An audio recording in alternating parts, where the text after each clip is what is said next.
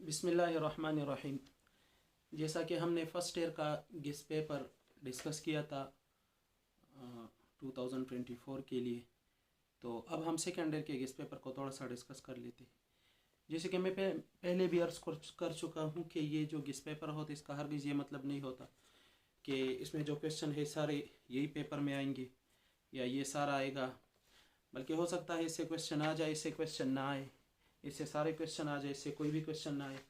तो मैं पहले भी बता चुका हूँ कि इस पेपर का मकसद तो ये होता है कि वो स्टूडेंट जो नाउमीद हो चुके होते हैं और जिन्होंने स्टडी छोड़ रखी होती है और इनका दिल नहीं चाहता कि कहाँ से वो डिप्रेस होते हैं, तो उनके लिए एक उम्मीद होती है कि चले अगर आप कुछ नहीं कर सकते तो ये चंद क्वेश्चन भी कर ले, कुछ ना कुछ तो आपका कवर हो जाएगा इंशाल्लाह 60 to 70%। तो ये उनके लिए एक उम्मीद होती है। और दूसरे उन स्टूडेंट्स के लिए भी जो स्टडी शुरू करना चाहते हैं लेकिन वो समझते हैं कि हम पहले क्या करें, तो उनको चाहिए कि ये जो कि ज़्यादा बेसिक्स है और ये असल में सेकेंड ईयर के स्टूडेंट का उनके दो प्रॉब्लम है, एक पेपर भी है और एक करीब ईटा भी है। तो ये जो टॉपिक हम डिस्कस करते हैं किस पेपर में, तो ये ईटा वाइज भी इम्पोर्टेंट होते हैं। तो वो जो ब्रिलियंट स्टूडेंट होते हैं उनको तो सारा कोर्स का कवर करना होगा, उनके लिए कोई गेस्ट पेपर नहीं होता। हाँ, सिर्फ इतना ये है कि ये गेस्ट पेपर उनको इस लिहाज से फ़ायदा दे सकता है कि वो लोग सबसे पहले ये टॉपिक्स क्लियर करें, उसके बाद बाकी कोर्स कर लें। ठीक है, तो ये बात है। तो सबसे पहले हम सेकेंड ईयर के पहले चैप्टर रिस्पायरेशन की बात करते हैं।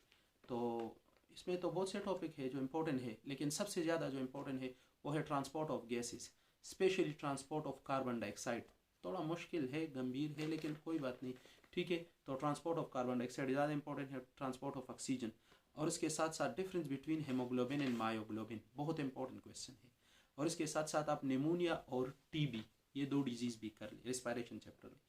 और होम्योस्टेसिस में अगर आप आ जाए तो उसमें किडनी को अपने फुल करना है, स्पेशली निफ्रॉन, और इसमें यूरिन फार्मेशन, ये बहुत ज़्यादा इंपॉर्टेंट टॉपिक है। ठीक है, और इसके साथ साथ अपने किडनी ट्रांसप्लांट को भी करना है और किडनी स्टोन, इन तीन टॉपिकों पे ज़्यादा फोकस करें। और इसके साथ साथ अगर हम तीसरे चैप्टर की बात करें सपोर्ट एंड मूवमेंट, तो उसमें difference between bone and cartilage. ठीक है, और बड़ी बेहतर बात होगी अगर आप बोन सारे याद करें, इसका आपको ईटा में फ़ायदा होगा, जैसे कि ऑल्फैक्टरी, ऑप्टिकोकुलोमोटर, ट्रैकुलोटेबिनल, ल्यूशन, फेशियल, वेस्टिब्युलर, ये तो नर्व की बात मैंने की, sorry, occipital, parietal, frontal, temporal, वेनाइडेट, mandible, vomer, zygomatic, maxilla, palatine, lacrimal, nasal, और humerus radius, ulna, carpal, metacarpal, phalanges, femur, tibia, fibula, tarsal, metatarsal, phalanges. इस तरह आप ये याद करिए, कोई मुश्किल काम नहीं है। ठीक है, तो सारे बोन्स अगर आप याद करें तो अच्छी बात है। इसके साथ इस चैप्टर में जॉइंट्स एंड इट्स टाइप्स, ये बहुत ज़्यादा इंपॉर्टेंट है। और इस चैप्टर का जो बुनियादी टॉपिक है, सबसे इम्पोर्टेंट टॉपिक, वो है मसल और स्ट्रक्चर ऑफ स्केलेटल मसल।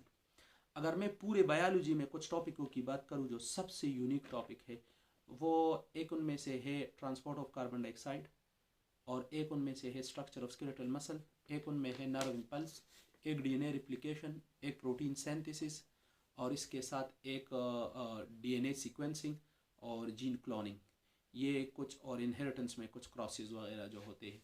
तो ये कुछ वो टॉपिक है जो पूरे बायोलॉजी का खुलासा है। ठीक है, मेंशन साइकिल इसके साथ। तो अब हम चैप्टर वाइज आगे जा रहे हैं। ठीक है, तो इस चैप्टर में यानी सपोर्ट एंड मूवमेंट में structure of muscle, skeletal muscle important है।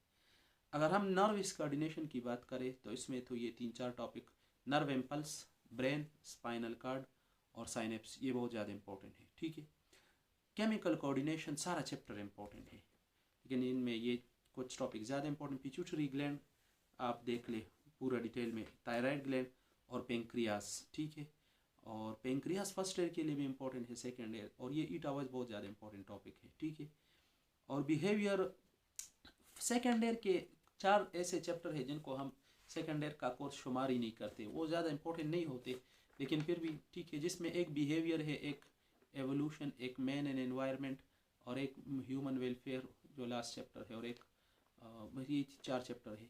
तो ठीक है, लेकिन बाकी कोर्स के मुनासबत से ये बहुत ज़्यादा वो नहीं है। ठीक है, तो इस पर बहुत ज़्यादा अपनी मेहनत नहीं करनी, मतलब पहले बाकी कोर्स पे करें, वक्त मिले तो इस पर फिर कर ले। ठीक है, लेकिन इसमें से भी अगर आप बिहेवियर चैप्टर में ये लर्निंग बिहेवियर के, एक तो difference between इनेट and learning behaviour, और टाइप्स ऑफ लर्निंग बिहेवियर जो इम्प्रिंटिंग और हैबिचुएशन और ये सब क्लासिकल लर्निंग वगैरह, इस पर आप काम करें।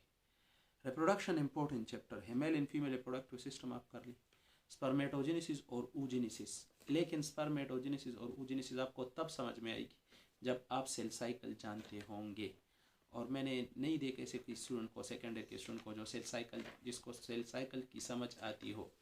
तो हमारे टीचर हजरात को भी ये चाहिए कि जब भी बच्चों को स्पर्मेटोजेनेसिस और oogenesis पढ़ाए तो उससे पहले उनको सेल साइकिल समझाए, क्योंकि सेकेंड ईयर की बुक में सेल साइकिल नहीं है और ये क्लास 9 में था। तो बच्चों को सेल साइकिल नहीं आता और हम उसे डायरेक्ट स्पर्मेटोजेनेसिस oogenesis पढ़ा रहे तो उनको एक लफ्ज़ की भी समझ नहीं आती।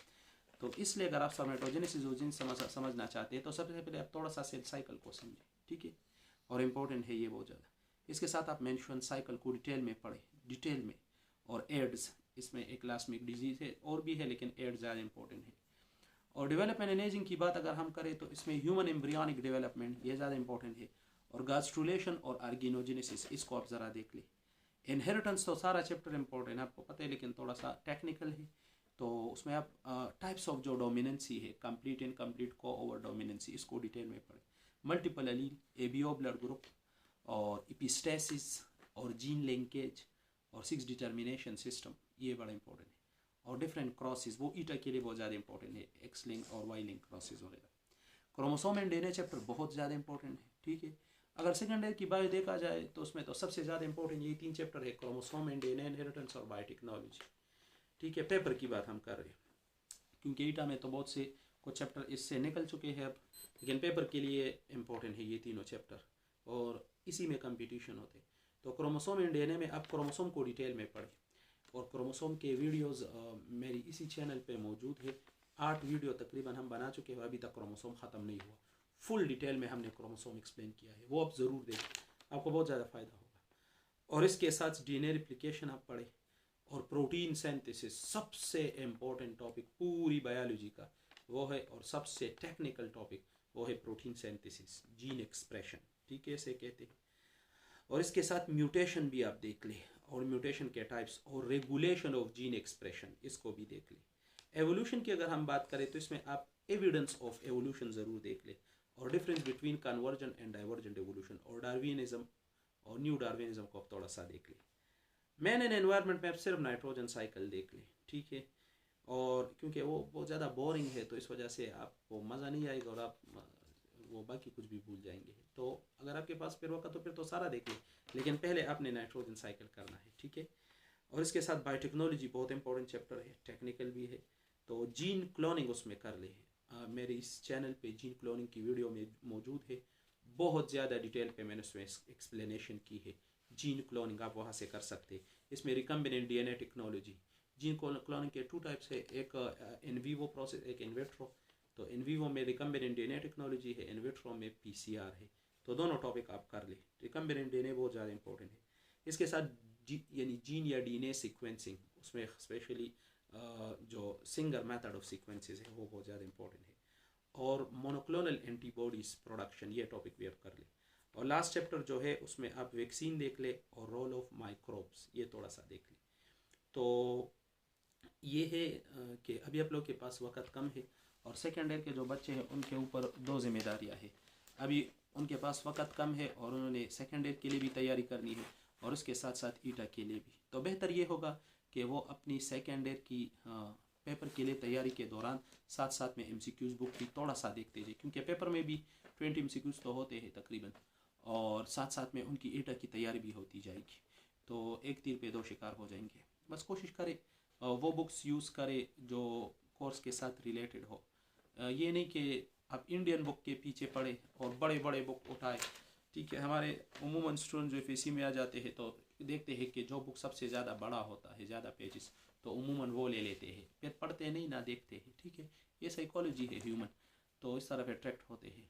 तो कोशिश क्या करें उन बुक्स को पढ़े जो कोर्स के साथ ज़्यादा रिलेटेड हो, चाहे वो उन टीचर्स के हो या ना हो जिनसे आप पढ़े या नहीं पढ़े, लेकिन जिनके भी हो कोई बात नहीं, जहाँ से भी हो, चाहे वो आपके PK से हो, वो पंजाब से हो, जिन टीचर के भी हो, लेकिन आपके कोर्स से रिलेटेड हो, ऑफ कोर्स चीज़ उसमें ना हो, टेक्निकल MCQs हो, काम की बातें हो, बच्चों वाले MCQs ना हो कि cell is the basic structure and functional unit of life, ठीक है। तो ये बच्चों वाली बातों से आप दूर रहे, ठीक है। टेक्निकल पॉइंट्स के पीछे पढ़े और वो जो ईटा के पास पेपर स्पेशली उसमें हो, तो इन चीज़ों के पीछे ज़्यादा पढ़े। तो अभी से आप कोर्स के साथ साथ ईट MCQs भी इंशाल्लाह। इसके बाद इस वीडियो के बाद मैं ईट से रिलेटेड और रिपीटेड स्टूडेंट्स के लिए कुछ टिप्स दूंगा कि वो कैसे स्टडी करें। वक्त कम है लेकिन इंशाल्लाह थोड़े से वक्त में भी बहुत कुछ हो सकता है। असल में हिम्मत की ज़रूरत होती है और मेहनत की। देखिए याद रखिए, अल्लाह पाक मेहनत काफिर की भी ज़ाया नहीं करते, तो मुसलमान की कैसे ज़ाया करेंगे। बस एक बात का ख्याल रख के, कामयाबी के लिए दो चीज़ें ज़रूरी है, एक है मेहनत और एक है अल्लाह का ताल्लुक़। अगर आप मेहनत करेंगे लेकिन अल्लाह का ताल्लुक़ नहीं होगा तो कामयाबी जो ज़ात देती है, अगर आप उसे बुला देंगे और उसके साथ आपका ताल्लुक़ नहीं होगा तो फिर भी आप कामयाब नहीं हो सकते। और अगर आपका अल्लाह के साथ ताल्लुक़ तो है लेकिन आप मेहनत नहीं करते तो अल्लाह पाक फिर भी कामयाब नहीं करेंगे, क्योंकि अल्लाह पाक ने इस कायनात को दारुल असबाब बनाया है और मेहनत के साथ जोड़ा है। तो आप दो चीज़ों का ख्याल रखिए, अपने अल्लाह के साथ अपना ताल्लुक़ ठीक करें, मेहनत किया करें, इंशाल्लाह अल्लाह पाक आपको कामयाबी देंगे।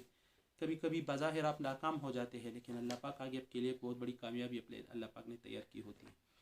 कुछ लोगों को हम देखते हैं कि जब वो ईटा में फेल हो जाते हैं तो वो अजीब अजीब किस्म की बातें करते हैं, यानी कुफ्री अल्फाज कि ये अल्लाह पाक ने मेरे साथ किया कि और ये जुल्म किया और ये इस तरह। असल में होता क्या है कि कभी कभी इसकी एक मिसाल से समझाया है कुछ लोगों ने कि कभी कभी आप किसी के यहाँ शादी में जाते हैं तो बाकी जब खाना तैयार हो जाते तो सारे लोगों को बिठा देते, आपसे कहते कि आप थोड़ा सा सब्र करें। तो आप यूँ समझेंगे कि ये तो मेरी बेइज्जती है, सब लोग को खाने के लिए बिठा दी और मुझे इंतज़ार के लिए कह रहे हैं, तो और आप गुस्से होकर वापस चले जाए और उनके साथ लड़ाई करें। और बाद में आपको पता चल जाए कि जी उन्होंने आपको इसलिए बिठाया था थोड़ा पीछे कि आपके लिए स्पेशल इंतज़ाम करने जा रहे थे, कुछ ख़ास लोगों के साथ आपको बिठाने जा रहे थे, इसलिए आपको अलग रखा। तो इसी तरह कभी कभी अल्लाह पाक आपको कुछ स्पेशल देना चाहते हैं, तो इसलिए किसी छोटे से इम्तिहान में आपको पीछे छोड़ देते हैं, लेकिन हम उस पर नाशुक्री के अल्फाज इस्तेमाल करना शुरू कर देते हैं और अजीब अजीब बातें, तो अल्लाह पाक फरमाते हैं कि ये इस काबिल ही नहीं है, तो फिर ना आपको वो स्पेशल जगह मिल जाती है न आम जगह मिल जाती है। बल्कि कुरान में साफ है कि लइन कफ़रतुम लइन शकरतुम लाज़ीदन्नकुम, जो भी शुक्र करते हैं अल्लाह पाक उसे और भी ज़्यादा करके देते हैं, और जो नाशुक्री करता है तो अल्लाह पाक अपना अज़ाब उस पर मुसल्लत कर लेते हैं, जो दिया होते वो भी छीन लेते हैं। तो कभी नाशुक्री नहीं करनी चाहिए। हमें और आपको पता नहीं होता हमारे लिए क्या बेहतर है क्या नहीं बेहतर, लेकिन वो ज़ात जानता है कि हमारे लिए क्या बेहतर है। तो हर वक्त अल्लाह का शुक्र किया करें, ठीक है। इसके साथ साथ मैं थोड़ा सा स्टडी के तरीक़ों पे भी बात करूँगी इंशाल्लाह। कि अक्सर आप लोग ये गिला करते हैं कि हम स्टडी के लिए बैठ जाते हैं ये नियत करके कि जी आज तो 6 घंटे स्टडी करेंगे, लेकिन जैसे ही आधा घंटा हो जाते हैं तो ट्र फिर सारी वो ख़त्म हो जाती है, यानी बस दिल तंग हो जाता है और अजीब सी बेचैनी, और बस आधे घंटे से ज़्यादा स्टडी नहीं होती। तो इसके लिए मैं आपको तरीका बताऊंगा। ये जो स्टडी होती है ना, असल में ये जो आपका जिस्म है ना, ये आपसे अलग होता है, इसकी अपनी चाहत होती है, आपके माइंड की अपनी चाहत होती है, इसको साथ चलाना पड़ता है, और चलाना इतना आसान नहीं है, इसको धोखा दे दे कर साथ चलाना पड़ता है, ठीक है। इसके बारे में इंशाल्लाह बात करेंगे। अल्लाह आप सबको कामयाब करे। जज़ाकल्लाह। अस्सलामु अलैकुम।